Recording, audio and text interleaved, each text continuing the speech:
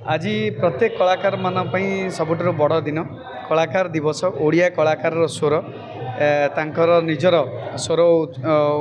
उठाई आमर corona time समय प्रत्येक कलाकार सुख दुखरे साथी होगापी ये कलाकार स्वर गठन कर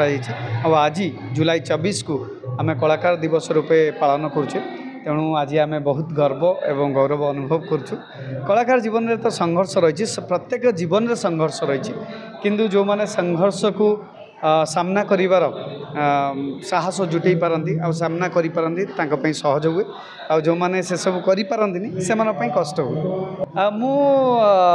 जेता पाठ पढुथिली मु डायरेक्शन रे मोर स्पेशल सब्जेक्ट थिला मु पोस्ट ग्रेजुएट डायरेक्शन रे मु निर्देशक भाव में काम करी काफ़ी वर्ष 10 वर्ष धरी स्वर्गत गुरु हर पट्टनायक चौधरी विकास दास एम चंडी परिजा सहित गोटे मो एसोसिएट डायरेक्टर भाव में अनेक सिनेमा धारावाहिक निर्देशक भाव में काम कर इंडिविजुअल भी मो फिल्म मोर कर दुईटा फिल्म कर गोटे प्लास्टिक प्लानेट एवं होली को कोरोना